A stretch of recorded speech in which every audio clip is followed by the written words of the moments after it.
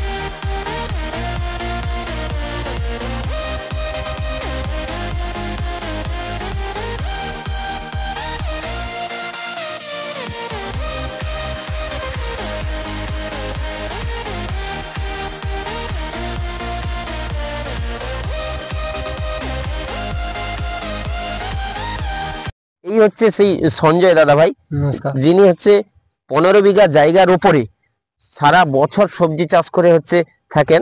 এবং আমি প্রথমে দাদা ভাইয়ের পরিচয় এবং দাদা ভাইয়ের নামটা জিজ্ঞেস করছি।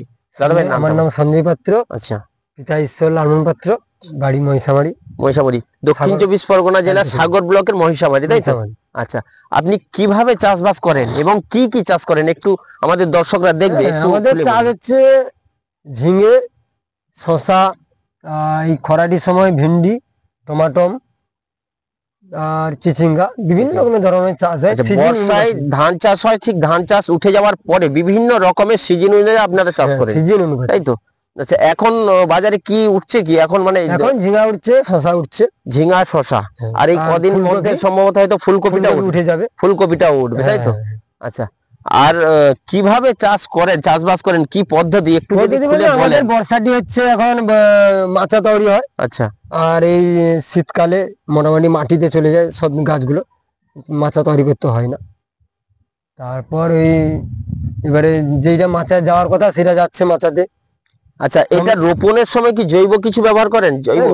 জৈব ব্যবহার করতে হয়, তবে গাছ বড় হয়ে গেলে জৈব ব্যবহার করতে হয় না বলতে, এখন শীতের সময় রাসায়নিক হালকা দিতেই হয়। মানে রোপণের সময় জৈবটা যত ব্যবহার করতে পারবেন তত গাছের ক্ষেত্রে খুব ভালো। এবং ফল আসার পর জৈব আর চলবে না, তখন আর জৈব চলছে না। ফল যখন এসে যাবে তখন কিন্তু বিভিন্ন রকমের কীটনাশক ব্যবহার করেন, তাই তো? অনুখাদ্যের উপরে নির্ভর। অনুখাদ্য কেন, এখন শীতকালে অটোমেটিক মানে রাসায়নিক কমিয়ে দিতে হবে, অবশ্যই রাসায়নিক আছে। আচ্ছা দাদা ভাই, যেটা বললেন যে বীজ রোপণের ক্ষেত্রে জৈবটা মাস্ট ব্যবহার করতে হবে। যত জৈব ভালো ব্যবহার করতে পারবেন গাছ কিন্তু তত ভালো সুরক্ষিত থাকবে, মজবুত থাকবে। ঠিক গাছ বড় হয়ে যাওয়ার যখন ঠিক ফল আসবে, নতুন কুড়ি যখন আসবে, তখন কিন্তু অনুখাদ্য এবং কীটনাশক, বাজারে বিভিন্ন রকম কীটনাশক আছে। তো উনি বাগান ভালো রাখার স্বার্থে কি কীটনাশক ব্যবহার করেন উনি হচ্ছে জানে, সেটা কিন্তু এভাবে বলা সম্ভব নয়।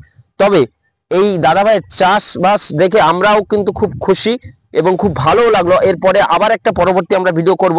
আপনারা এই মাঠটা দেখতে পাচ্ছেন, এখানেও কিন্তু বিভিন্ন রকম সবজি চাষ হচ্ছে। এটাই কি দেওয়া আছে দাদা ভাই? ভেন্ডি দেওয়া আছে, সবে বীজ রোপণ করা হয়েছে। তো কয়েকদিনের মধ্যেই গাছটা কিন্তু বড় হবে, তখন কিন্তু আমরা আসবো পরবর্তী ভিডিও তুলে ধরার জন্য।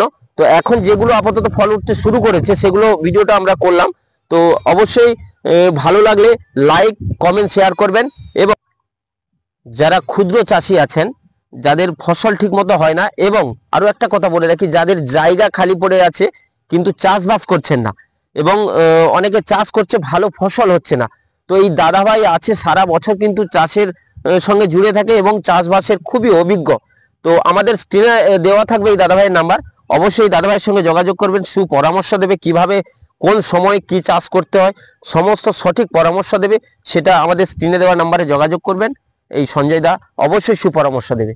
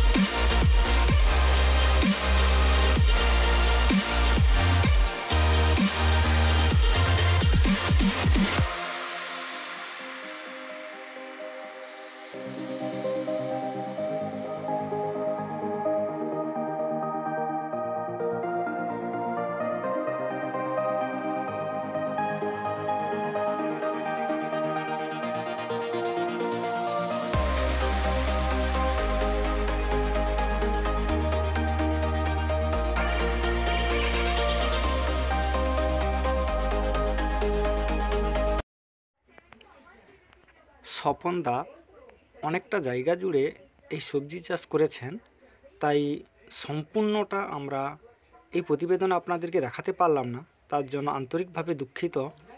15 বিঘা জায়গা, অথচ ওনার নিজস্ব জায়গা রয়েছে মাত্র 2 বিঘা জায়গা, বাকি 13 বিঘা জায়গা তিনি বছর কন্টাকে লিজে নিয়েই কিন্তু চাষ করছেন। তাই যতটা পারলাম ততটা আপনাদের সামনে তুলে ধরলাম। ভিডিওটা সম্পূর্ণ দেখার জন্য আপনাদেরকে অসংখ্য ধন্যবাদ জানাই।